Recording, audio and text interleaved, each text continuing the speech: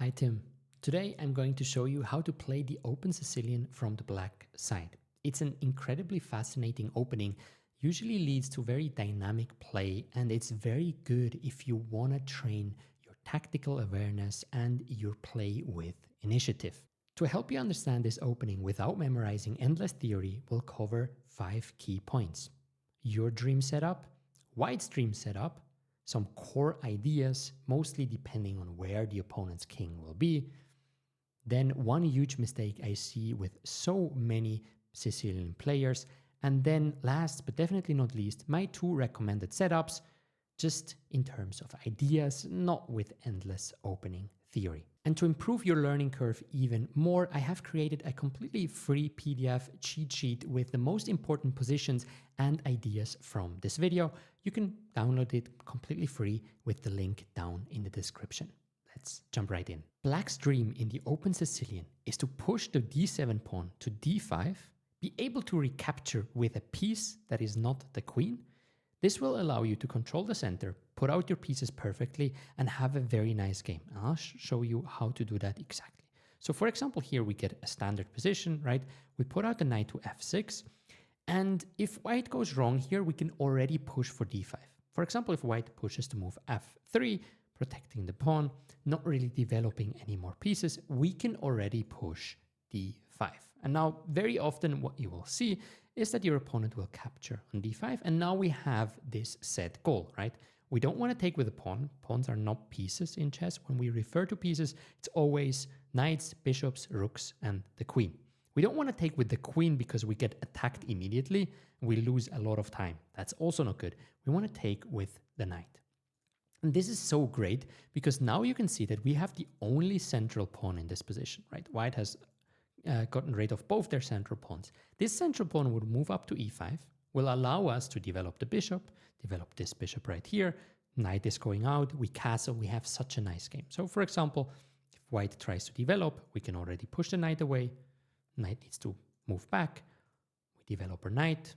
They maybe develop bishop out. Next bishop out here.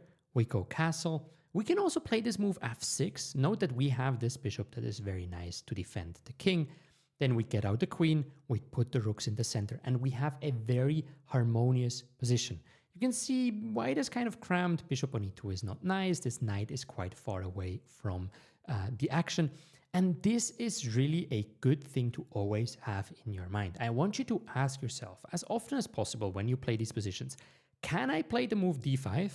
And if my opponent takes, okay, so we go back to d5. If my opponent takes, can I take back with a piece? And now, for example, if white is playing knight to c3, d5 is not the most beloved move because yes, we can take back with a piece, but at some point the knight can take as well, right? And now we either have to take with the queen or with the pawn, which is not what we prefer to because queen in the center out early will get attacked and the pawn in the center will be an isolated pawn, which we don't like. So keep that in your mind whenever you play and it will be a huge help for you. Now, dream number 2 has a very specific characteristic. You can see that white has castled long and we have castled short. And this will happen quite a lot in the open Sicilian. That's why it's such a complex and fascinating position and opening to play. And in these positions, it's really all about the attack, okay? So keep that in mind. When we have opposite side castling, okay, so we have the king on the king side, they have the king on the queen side, it's all about opening up the lines in front of the king and putting as many pieces as possible that get closer to this king. So here we have a dream position because if we look at this rook, putting pressure on where the king is at, the knight, beautiful. We have another semi-open file already. This bishop is a sniper looking this way as well. We can soon bring the queen, for example. Queen is coming up here, maybe leading to a check. And white has not done anything, right? White has not attacked us on the king side. This is very important. Our dream in opposite side castling is when we have a big attack and they don't yet. That's a huge advantage for us. And just to keep in mind, when you have these type of positions, sometimes it's also good to give up a pawn or maybe even 2 pawns to open up the lines in front of the king that will accelerate our attacks And when you checkmate, who cares if you're down a pawn or two, right? So this is very important to keep in mind. Right here, for example, white could start attacking, maybe not with h3, but with h4. We can put our queen out. White tries to attack, right? But now we already have a beautiful tactic. We can take this knight on c3. So sacrifices are a big part of the Sicilian. That's why it's so concrete. That's why it's so fun to play if you like tactics. Queen is taking. We give a check on a2. And look at this king. This king is very, very lonely. And it's a very interesting attacking position for black here. We can follow up with rook c8 maybe. There is a check on a1. There are different ideas. So you just want to get your attack going. And even if it costs you some material, it's all about checkmating. Sadly, our opponent is also allowed to have some ideas. So here are two dream positions for white that you want to avoid when you play the open Sicilian from black's side.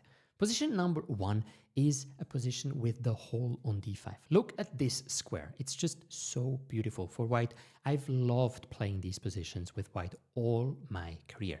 Now, this is actually even a theoretical position, but I highly, highly advise you to stay far away from any positions where you don't have control over this important d5 square. So whenever you move your pawn to e5 and d6, right, you don't have any control anymore. Stay far away from that because white has such nice play. We never get to play our core idea, d5. How do we ever get to play d5 here, right? It's very, very difficult. And here you need to know a lot of stuff with black, not to just get crushed. So don't do that. Always put your pawns on d6 and e6 if you're playing, or even keep your pawn on e7. We will see how that is possible. So make sure that you will have control over this d5 square. And something to keep in mind, whenever you play the move e5, okay, either from e7 or from e6, only do it if you're sure that you can follow up with the move d5.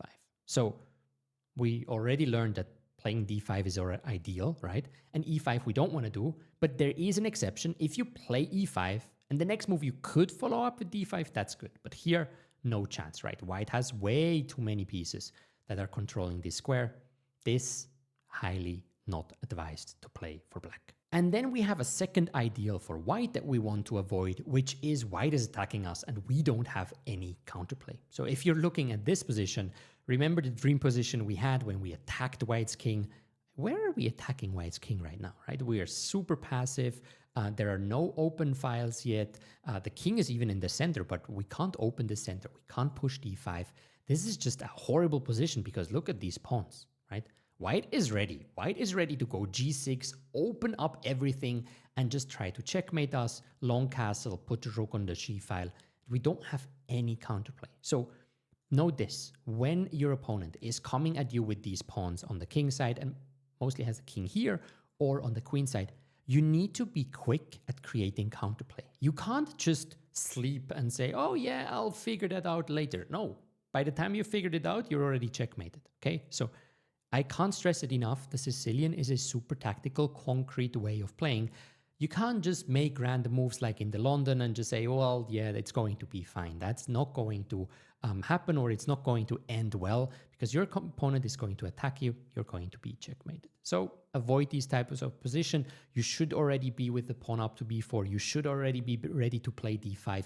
You should be doing something to put pressure on white. You can't just be too passive.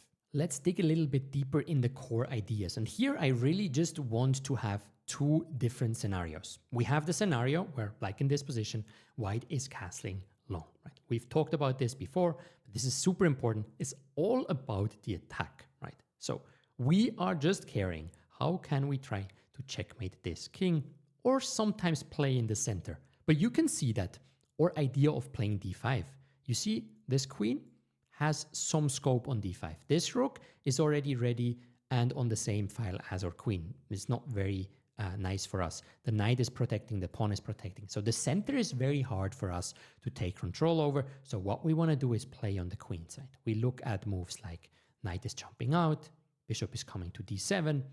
We want to play a6, b5. Again, sometimes if you're particularly desperate and your opponent is like attacking you already, you're like, okay, you know, if they go h4, sometimes you just play b5, you know? Is the computer going to love it? Well, more often than not, probably not, right? It's often not the perfect move for the computer, but practically speaking, it's the spirit you need to be in when you play these open Sicilian positions. You want to open up stuff, you want to checkmate. It's not about just calmly, perfectly placing your pieces and seeing what happens later. Then you chose the wrong opening. So b5 sometimes is an idea. Another thing you can play is rook to c8, right? You can play this knight, you can jump this knight to c4. That's an interesting idea. For example, if white develops, we can jump with the knight in the center.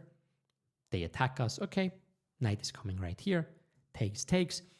And now again, right, b5 is an idea. We don't waste time playing a6. No, we just go b5, b4. Let's attack, right?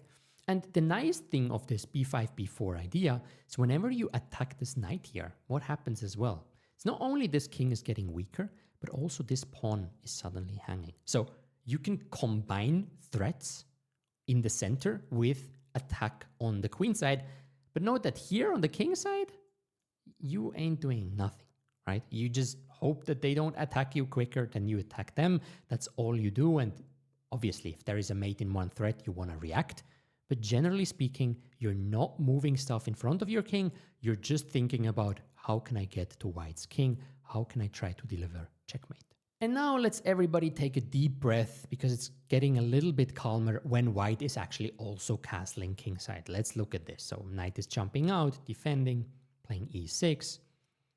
Just some normal development moves. Okay, bishop is going out to e7, right?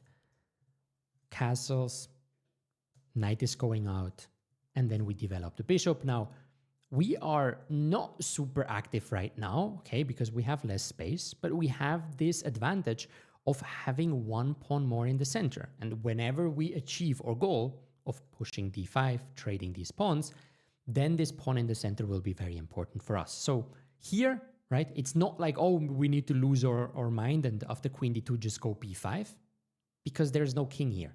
There's nothing to attack at the moment, right? So we are more just now playing calmer because we're like, okay, it's not just a street fight. It's a little bit calmer. So we can play a6. We can push the pawn to b5. And again, this b5 idea is attacking the knight and taking a pawn on e4.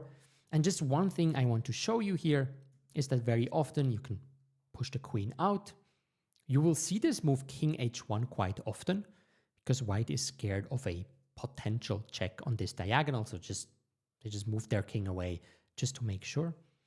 And here when you have this a little bit cramped position, right, you can ask yourself, how can I put more pressure on this pawn on e4? Or in general, how can I get closer to playing d5? Because it looks far away, right? We want to play d5, take back with a piece. That's the important thing. So in this position, you can trade the knights on d4. Okay, bishop is taking back. Now you develop your bishop and oh, beautiful, beautiful arrows here. So we are putting pressure on e4. We are also thinking about pushing d5, right? Now if we're thinking, we actually are ready to play d5, take with a piece, and take with another piece. Right? So we're ready for that. So that's a very nice maneuver. Little trade on d4, then our bishop gets a better scope. Maybe we can even put the queen up. And look, we're also slowly looking at the opponent's king. Rooks are coming in the center, and we are here more calm and more towards playing this d5 move. And it's really important that you just recognize where is white's king. White's king on the king side, calm down a little bit. White's king on the queen side, there is no calming down. There is just full pure throttle at their king and see what happens. Next up, let's look at this incredibly common mistake that I see on lower levels in the Sicilian. So we get attacked, right? Our opponent is pushing g4, and the immediate instinct of like 99% of people, that was also me when I was younger, it's like, okay, opponent tries to attack, I need to defend. I need to play h6, right? I need to stop this pawn from going to g5. And this is a big mistake in nearly all Sicilians. Again, you need to be aware, where is the white king? White king is on the queen side, so white wants to attack. What happens? If we play h6, not only are there sometimes bishop takes h6 sacrifices, but for example, g5, pawn takes, bishop takes, we would already have opened up a file against our king. That's not what we want to do. That's their job. That's not our job. And even much worse, after h6, what happens is white is just playing h4. We have exactly the same problem. Okay, g5 is threatened. It's just going to be way stronger. Right? Next move, g5 is happening. Say bishop is going out, g5. Now h6 is hanging, right? If we had that pawn here, not so much is happening. If we have the pawn on h6, we basically have to trade. And look at this. Open h file, right? We take the knight away. Oops, that was bad. We take the knight away. Queen is coming to h2. And now again, look at this king. Like, this king is super safe. What did we do? We just wasted time trying to defend on the king side. What we actually did, accelerate the attack from white. So don't do that here. For completion's sake, after f6, there's this very beautiful move. g6, king is not getting out, queen h8, checkmate. It's going to be over. So when you get attacked with g4 in this open Sicilian, okay, remind yourself, I need to attack. There is not much time to defend. You really only defend, like obviously if your knight is hanging, you spend time to move the knight away. But other than that, for like vague threats, like, oh, they could attack my knight, don't waste time. Start developing, start attacking. You need to put the bishop here, go b5, go b4, put your rook here, and do something against their king, right? It's uncomfortable if we are attacked, so we need to create counterplay. And once your knight is getting attacked, one nice idea is you can bring that knight on h5. Now, knight on the rim looks very dim, but we're actually stopping h4, h5. So this knight is kind of like, hey, knight, you'll go out there, you'll not do that much in this game anymore, but if we can just park one knight to try to defend our king side, or at least to slow down the attack on the king side, we're pretty happy with that. So this knight h5 move is quite often an idea to keep in mind. And then, again, we need to look at attacking, not defending. And last but not least, I'm sure some of you wonder, but Noel, which Sicilian should I play? Like, should I play the Najdorf or the Taimanov, or like, there are so many of them. I highly recommend, especially if you're below 2000 and you just start playing the Sicilian, that you play something that is not full of theory, but that has kind of a logical setup. You can then play with the plans that you just learned in this video, and you can start getting experience. So I have two recommendations for you. The first one is, let's go to the open Sicilian. It's playing with d6. Both of them will play with d6. d4 takes, knight takes, open Sicilian. Right? We put the knight out, and this move f3 would already be quite dubious, because we can now do something that you learned in this video. We can first push e5. The knight is going away. Why did we play e5? We only play e5 if we can follow it up with d5. Okay, so that would be an idea just to keep in mind. If somebody plays f3, you can already punish them. If they come with the knight out, the first option will be to play the fianchetto. Okay, so here you see again a lot of arrows, but the whole idea is that first of all, our bishop will be beautiful on this long diagonal, and the king will be quite secure, right? We have this 3 pawns plus a bishop plus a knight, pretty nice. So how can this look? We play bishop to g7. Again, white is basically deciding, do I want to play calm or do I want to play aggressive? And you have to play accordingly. But no matter what, your setup is pretty similar, right? Queen is moving out. For example, you play castle, pawn to f3, and your idea will be knight out, bishop out. If you have time for it, a6, b5, rook on the open file. And if the king is going here, then the queen is going towards it. We try to attack on the king on the queen side. And if your opponent decides for a more calmer approach, okay, we still castle, bishop out, knight out. Again, this a6 and this b5 move. Again, common move is putting the rook on the semi-open file. Maybe now we can go with the queen right here. There's not much to do on a5. There's no king, right? So we can go with the queen on c7, rook here, maybe this rook in the center. And we keep in mind that we want to play for d5 at some point, or for some attack on the queen side, maybe b4. We might win this pawn on e4 in the future. So that's our general rough idea if you want to play the fianchetto.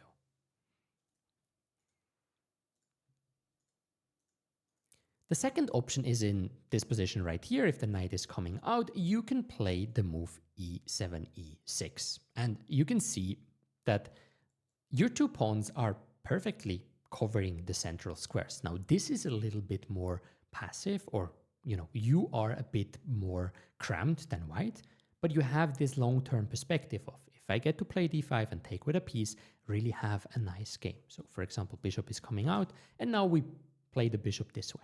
Okay, so we go e7, castle, again, bishop d7, knight c6. These moves are very logical. Very often a6, b5, very often a rook right here. And then again, if the white king goes queenside, we attack the king. If the white king goes kingside, then we play more in the center. And that's all there is. And this is really everything you need to know in the beginning to kind of have an idea what's going on in the Open Sicilian and start playing some games. If you want to have a short summary of this video, don't forget to download the cheat sheet for completely free. The link is down in the description below. And enjoy the Sicilian madness from now on. Learn a lot, play a lot, analyze all your games, and I'm sure you'll slowly but surely get a hang of this opening. See ya in the next video.